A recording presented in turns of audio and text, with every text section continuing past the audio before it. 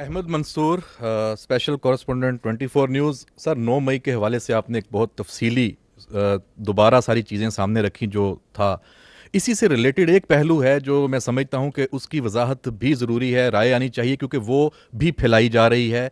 उस पर एक मौक़िफ़ जो है, जो पीटीआई का, उनकी जो क़यादत है, बानी चेयरमैन, सब उसको मुसलसल वो लेके चल रहे हैं। जो 9 मई पे जो हमला हुआ या जो सारे वाक़यात हुए, उस पे मुकदमात चल रहे हैं और उस पे बहुत कुछ हुआ और अभी भी हो रहा है। लेकिन 8 फरवरी भी आया और 8 फरवरी को सबने देखा कि पीटीआई को खैबर पख्तूनख्वा में एक क्लीन स्वीप विक्ट्री एक टाइप की मिली। उसको मरकज़ में और पंजाब में भरपूर उसको नुमाइंदगी मिली, अवाम ने उसको वोट दिया। इस बात को लेके जो बानी चेयरमैन है, पीटीआई के रहनुमा हैं, वो अब ये कह रहे हैं, मुसलसल ये बात बार बार कर रहे हैं कि दरअसल जो 8 फरवरी है वो 9 मई को के जो बयानिया है, जो सारी सूरत है, उसको उसने मुस्तरद किया है। यानी 8 फरवरी के बाद 9 मई ख़त्म शुद, कोई मुकदमात की हैसियत नहीं है। जो कुछ भी आप लोग कह रहे हैं, जो कुछ रियासत कह रही है, जो कुछ चीज़ें हैं, उसकी कोई वैल्यू नहीं है। इस पर आप क्या कहेंगे? झूठ का एक मसला होता है कि एक झूठ को छुपाने के लिए कई झूठ बोले जाते हैं। ये प्रोपेगेंडा का होता है, एक के बाद एक के बाद एक। तो ये जो बयानिया बनाया जा रहा है कि 8 फरवरी में 9 मई गायब हो गया, गुम हो गया, जो भी आपने जिस तरह भी उसको बयान करें आप। लेट्स सी दी फैक्ट्स, क्योंकि मैंने आपको अभी पिछले सवाल में अर्ज की कि हमारे जो ताकत है, जो सच्चाई है, वो सच्चाई और फैक्ट्स है।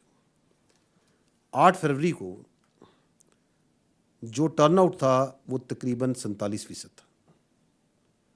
तकरीबन 6.5 करोड़ या 65 मिलियन जो वोटर्स थे उस दिन उन्होंने वोट कास्ट किया।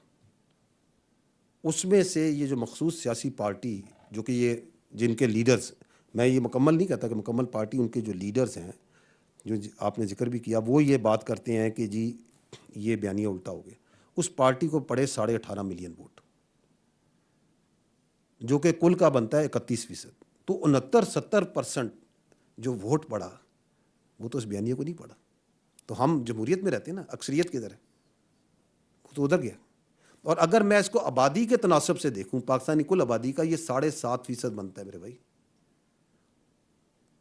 तो 92-93% जो आपकी आबादी है उसने तो उस बयानिए के साथ नहीं खड़ी हुई। और ये तो हम ये इसलिए कहें कि अगर ये अज्यूम करें कि जिसने उसको 18.5 मिलियन ने वोट डाला, उसने कहा कि 9 मई बिल्कुल ठीक हुआ था और बिल्कुल ये फौज पे हमला होना चाहिए था और बिल्कुल ये शहीदों की तस्दीक होनी चाहिए थी, हमारा यकीन है कि ऐसे नहीं है।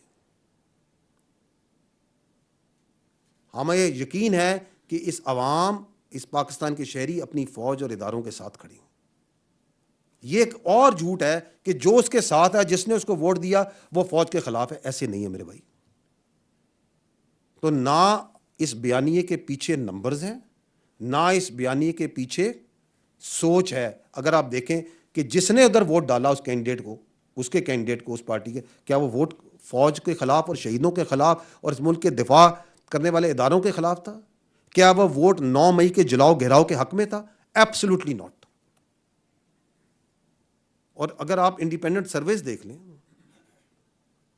करते रहते हैं लोग, और उसमें पूछा जाता है कि जी पाकिस्तान में सबसे बाएतमाद इदारा कौन सा है, किस इदारे पे सबसे ज़्यादा एतमाद है, कोई सर्वे उठा के देख ले, तो नंबर 1 इदारा क्या होता है?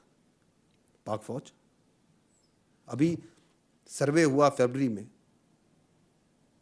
इप्सॉस का आई थिंक सर्वे था, 74% अवाम ने कहा जी सबसे ज़्यादा एतमाद हमारा फौज के ऊपर है। तो ये बयानिए गढ़े जाते हैं, ये बनाए जाते हैं।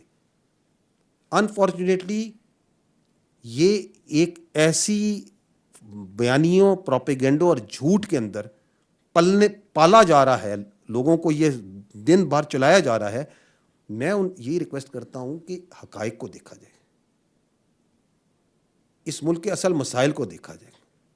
पॉलिटिकल रिटोरिक पे कोई मुल्क नहीं पल सकता और झूठ पे तो कुछ भी नहीं चल सकता। तो झूठे बयानिए जो उनसे बनते रहेंगे, बनाते रहेंगे। हम सच्चाई और हक के साथ खड़े हैं, खड़े रहेंगे, खड़े रहेंगे।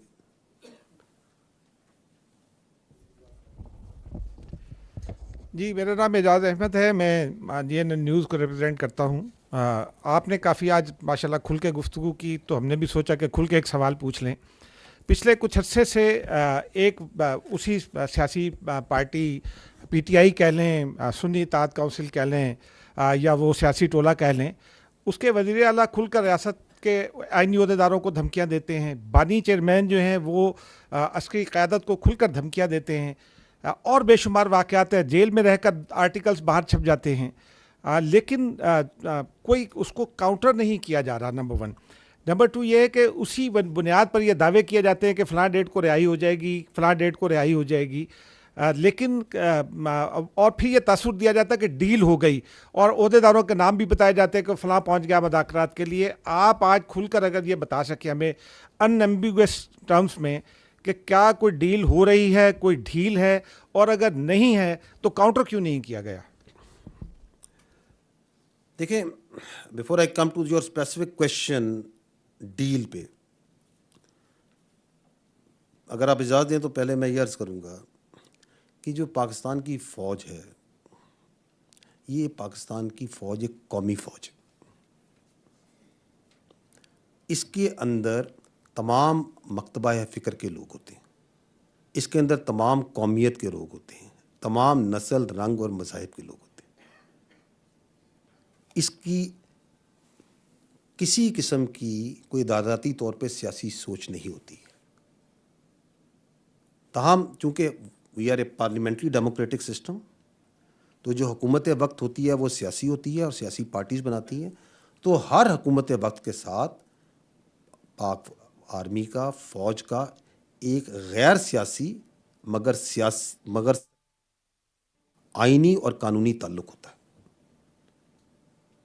ठीक, तो this is important to understand.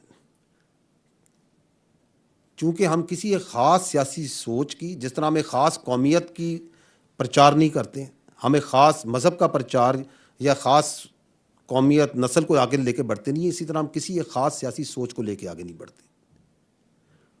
तो इस वजह से हमारे लिए तमाम सियासी सोचें, तमाम सियासी जमातें जो कि अवाम की नुमाइंदे हैं और सियासी लीडर्स काबिल एहतराम होते हैं। ताहम अगर कोई सियासी सोच और कोई सियासी लीडर और कोई सियासी टोला अपनी फ़ौज पे हमलावर हो, अवाम और फ़ौज के दरमियान नफ़रत और खलीज पैदा करे, इसी फ़ौज के, जो कौम की फ़ौज है, इसी कौम के शहीदों की तज़हीक करे, और जैसे आपने कहा इसी कौम की फ़ौज के बारे में धमकियां दे, प्रोपेगेंडा करे, तो उससे कोई बातचीत नहीं करेगा। ऐसे सियासी इंतशारी टोले के लिए सिर्फ एक ही रास्ता है कि वो सिद्क़ के दिल से माफ़ी मांगे कौम के सामने, और ये वादा करे कि वो नफ़रत की सियासत को छोड़ के तामीरी सियासत में हिस्सा लेगा।